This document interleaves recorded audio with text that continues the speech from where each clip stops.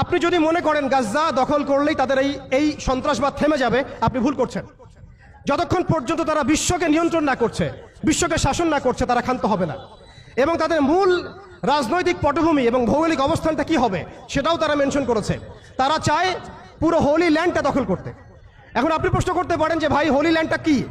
উত্তর হচ্ছে, হোলি ল্যান্ড হচ্ছে সেই জায়গা ইরাকের ইউফ্রেটিস নদী থেকে শুরু করে মিশরের নীল নদ পর্যন্ত।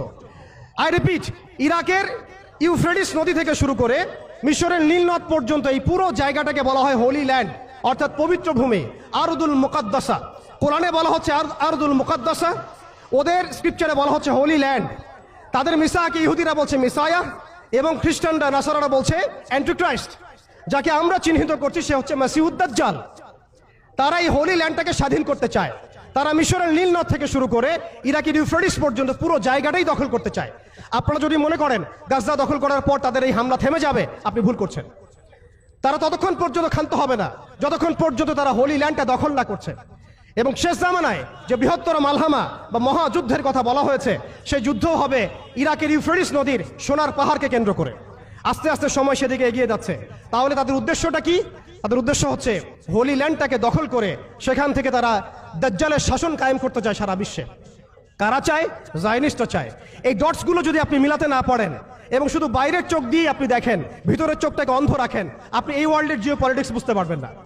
শুধুমাত্র বাহ্যিক স্টাডি দিয়ে, বাহ্যিক জিও পলিটিক্স পড়াশোনা করে, বাহ্যিক ইকোনমিক্স পড়াশোনা করে আপনি এই ওয়ার্ল্ডের প্রকৃত জিও পলিটিক্সকে মেলাতে পারবেন না।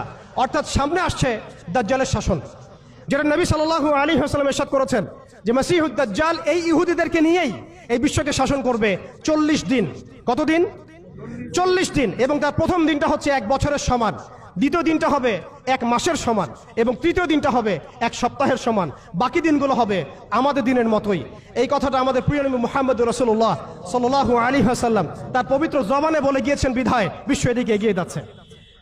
এরপরে কি হবে সেটাও প্রিয় নবী সাল্লাল্লাহু আলাইহি ওয়াসাল্লাম আমাদেরকে জানিয়ে গিয়েছেন। এইটা আমাদের আসার জায়গা। আমি যে শুরুতে বলেছিলাম যে আমাদের এই সমাবেশটায় আমাদের ফজিলত, আমাদের গুরুত্বটা বেশি তাদের চাইতে।